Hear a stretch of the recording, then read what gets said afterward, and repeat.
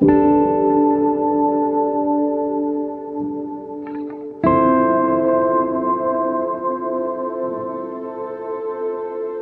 lives in your head, rent-free?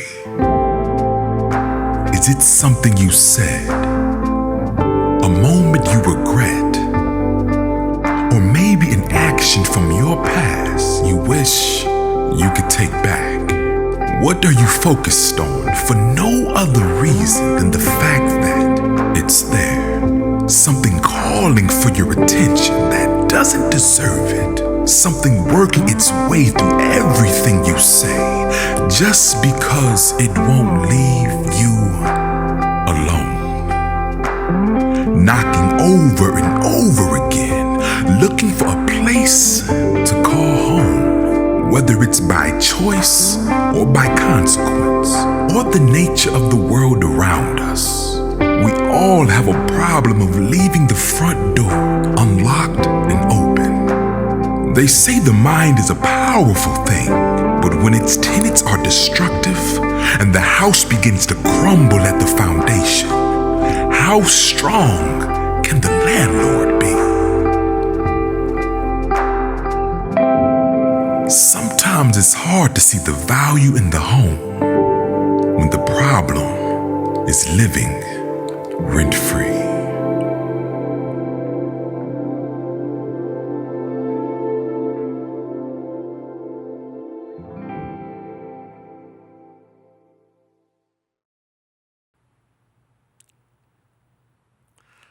Hello, New Point. I want to welcome all of you at our campuses as well as those of you who are joining us online. We've been in this series called Rent Free, and today we're wrapping it up. And what we're talking about is this. What are you allowing to live rent-free in your mind?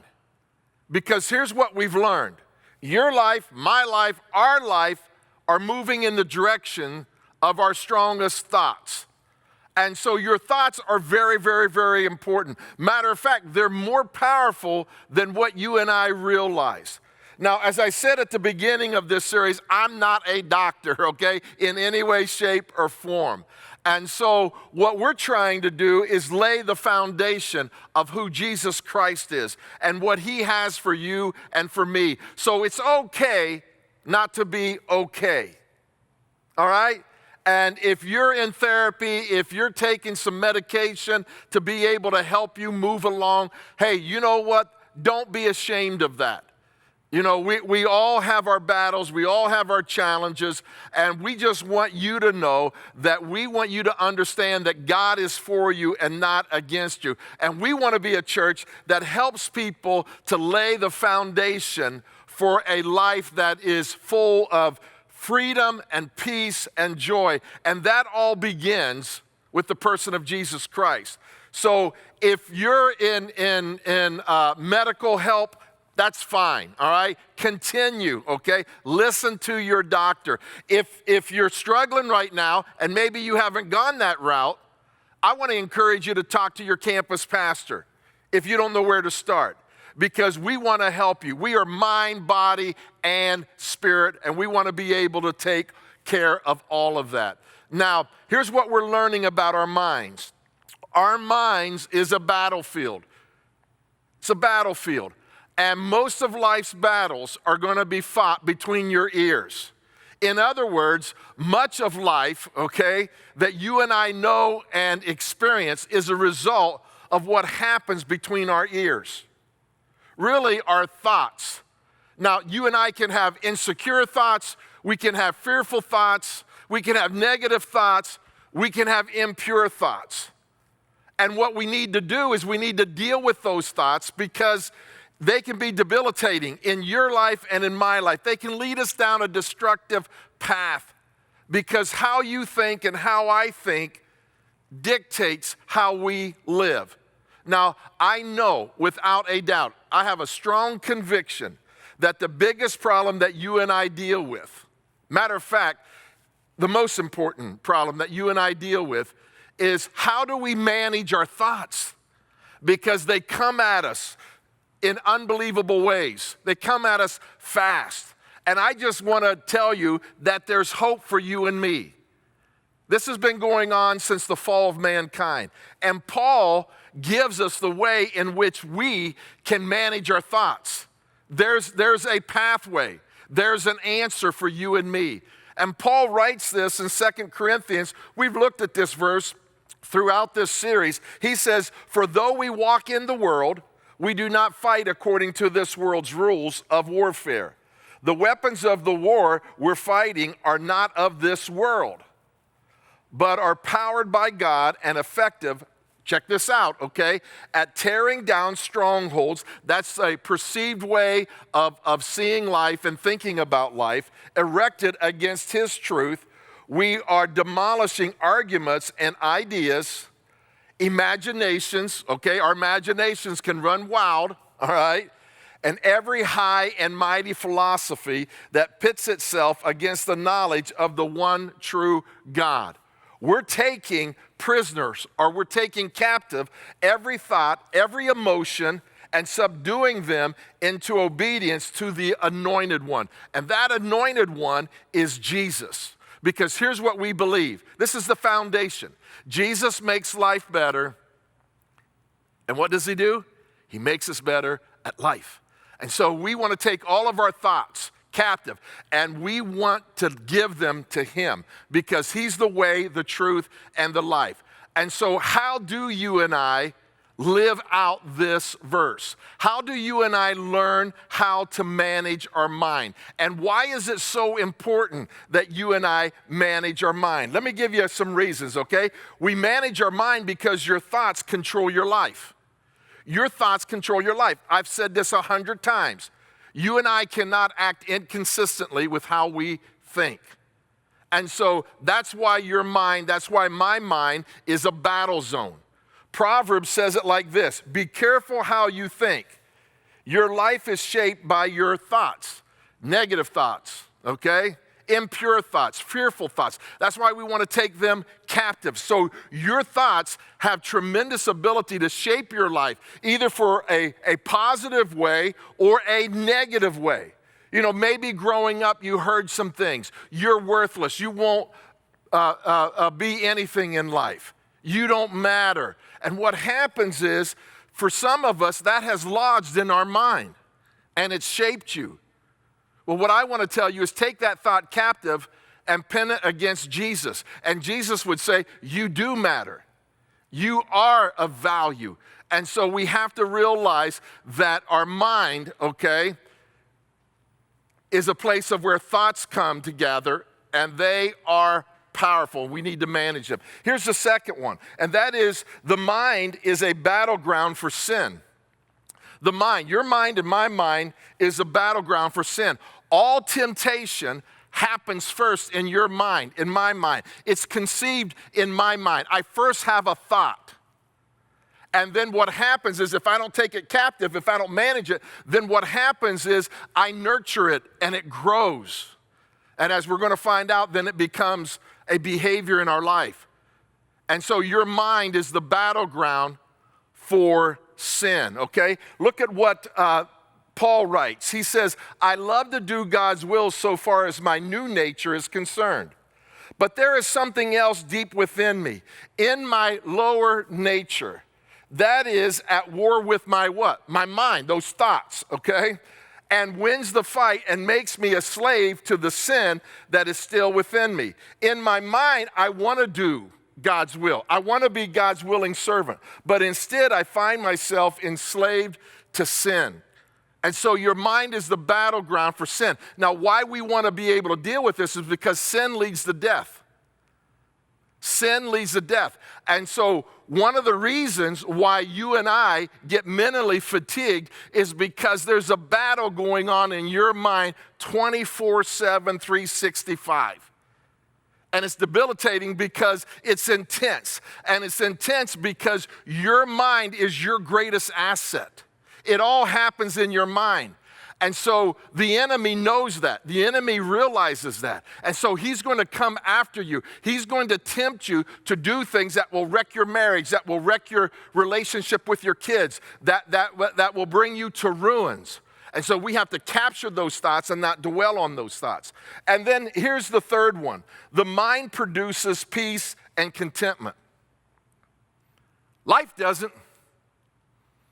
Okay? Circumstances doesn't. Possessions don't. It's your mind. It's your mind. Your mind produces peace and contentment. You see, an unmanaged mind leads to tension. A managed mind leads to tranquility. An unmanaged mind leads to conflict. A managed mind leads to confidence. An unmanaged mind leads to stress. And when you don't control your thoughts, when you don't control your mind, when you don't direct your thoughts, you will have an enormous amount of stress in your life. You'll have an enormous amount of anxiety in your life.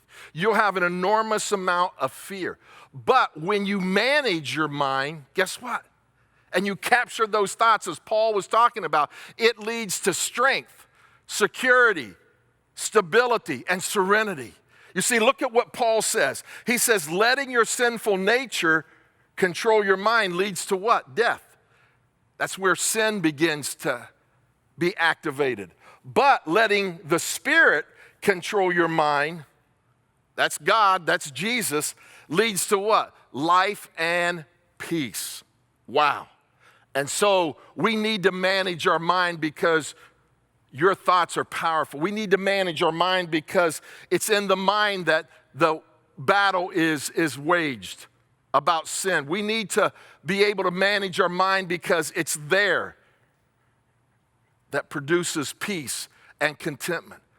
And so here's the key to mental health, all right? Here's the key to rent-free, okay? Mental Health 101, focus on what you can control. Control the controllables. You can't control what happens to you, but you and I can control how we respond. And how you and I respond by taking every thought captive greatly influences the outcome in our life. Let me give you an example, okay? The Apostle Paul wrote to Timothy, and Timothy was in a situation that was very stressful, high anxiety. Matter of fact, Nero was in charge, and he was persecuting believers everywhere. And at this time, I mean, he was burning. He was setting ablaze believers who trusted in Jesus Christ. And Timothy was a pastor at the church at Ephesus. And he knew that Nero was on the lookout for him. Matter of fact, he probably had spies. He probably had police looking for him because he knew of the work that Timothy was doing. And Timothy was becoming very, very fearful. Who wouldn't? I would, okay? If Nero was running after me, chasing after me, knowing that he was hunting me down, and Paul knew that there were threats against Timothy's life, and that a spirit of fear wanted to grab a hold of him and fill him with anxiety, with worry, and with fear. And so Paul writes this note to Timothy on managing his thoughts. Here's what he says.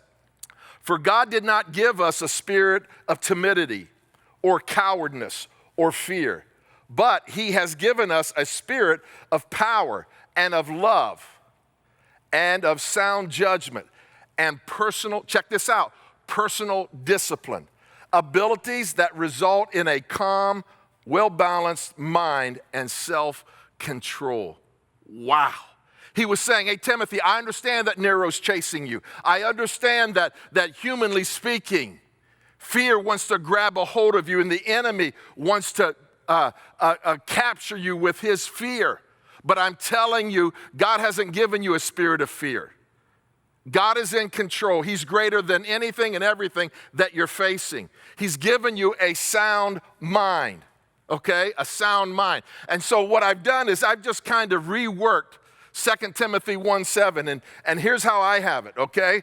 God has not given you a spirit of fear, but of power and of love. He has given you a mind that has been delivered, rescued, revived, salvaged, protected, and brought into a place of safety and security so that it is no longer affected. Check this out. So it is no longer affected by illogical, unfounded, and absurd thoughts. See, that's where anxiety comes from. Anxiety comes from illogical, unfounded, and absurd thoughts. God doesn't love me. I'm not valuable. I'm not enough. And what Paul was telling Timothy is, you know what? God didn't give you that. He didn't give you a spirit of fear. He gives you a spirit of power and love and of a sound mind. So what do you do when the devil tries to convince you that you're not enough? What do you do when the devil tries to convince you when you're losing your mind? What do you do when you're confused because all hell is breaking out in your life and you're tempted to be filled with fear? You remember that you have a sound mind and you develop that and you nurture that.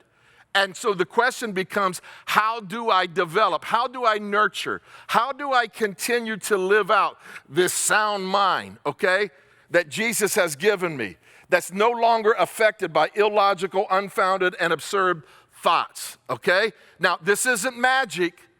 It's really a process. I want to give it to you, okay? It's this right here. First of all, your focus. Your focus. How do you develop a sound mind? You choose what you focus on. Everything that gets your attention doesn't deserve your attention. And so you need to understand that. Because what you focus on, guess what you do? You talk about. You talk about. You talk about whatever you focus on. What I choose to give my attention to and focus on is what I'm going to be talking about.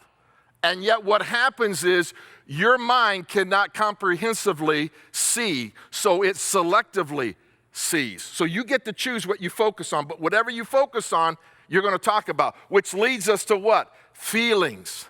Feelings. It responds, okay, to whatever you're focusing on. Whatever you focus on, whatever you talk to yourself about, okay, what happens is it begins to affect your emotions, and you begin to talk to yourself about what you see. And you talk to yourself more than anyone else. And then what happens is action. Now what happens is you're driven by this emotion. You're driven by this feeling that you have. And emotion is not a result of a situation. Emotion is what you focus on, the situation. You see, the emotion is the ability to act, and your emotions come not from circumstances, okay? What happens is it comes from what you focus on. You see, fear is the emotion to move away from something. Affection is the emotion to move towards something. Sadness is the emotion to sulk and do nothing. And so when I feel emotions in my body, I need to ask myself, what is driving my emotions? What is driving my feelings? What am I saying to myself? What am I focusing on? And so what happens is you need to be able to develop a sound mind by choosing what you focus on, your self-talk, feelings that leads to action. Now, Paul says that God has given us a spirit of discipline. And so a sound mind comes from you and I living out a disciplined life. Let me show you. A sound mind is disciplined focus, disciplined self-talk, disciplined emotions, and disciplined action. What is an unsound mind? Let me give you an unsound mind. Unsound mind is unfocused. Your mind's unfocused. You're just letting everything, you're not managing your mind. You're just letting everything come in, all right? You have negative talk about all of that. You have counterproductive emotions. Okay, you end up acting and behaving in ways that you don't want, okay, which leads to ineffective behavior. And so what happens is this, you and I are called to have a sound mind. We can have that in Jesus Christ, and that sound mind comes through discipline. The Holy Spirit empowering you, equipping you, filling you to be able to do the right thing, because a sound mind is a trained mind, okay?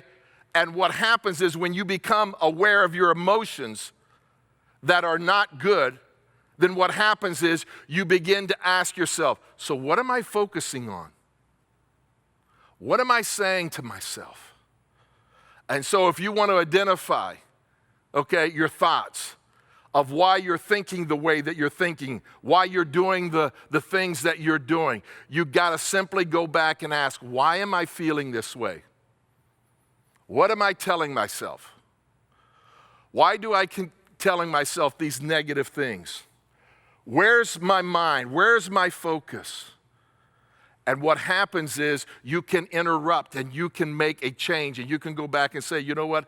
I'm going to focus on that which is good. I'm going to focus on that which is right. I'm going to fill my mind with that which is positive. I'm going to fill my mind with those things that Jesus would want me to. And I'm going to talk about that. And what happens is it impacts your emotions. It impacts your feelings, which leads you to be able to do the right thing. So guess what? You have a choice in all of this. God's not made you a robot. He's not made me a robot. He said, Dwight, you get to choose what you focus on. And whatever you focus on, you're going to talk about. And whatever you talk about, it's going to affect your feelings. And whatever affects your feelings, guess what? You're going to act on. And I want you to listen to my voice. And so you and I can act in a disciplined way or a default way. I can talk to myself intentionally, the way in which God sees me. I'm valuable, I'm enough, I'm more than a conqueror, I'm precious, I'm treasured. Or I can allow the devil, the enemy, to lie to me and say, you're worthless, you're helpless, you're unlovable. And what happens is I will be allowing things to live in my mind rent-free. So let me close with this. Manage your thoughts, because your thoughts, your strongest thoughts, is where your life is moving towards. Would you pray with me? God, we thank you today for who you are. We love you. We thank you that you have given us the ability to take every thought captive. The enemy wants us to believe his lies. The enemy wants to bombard us with all kinds of thoughts.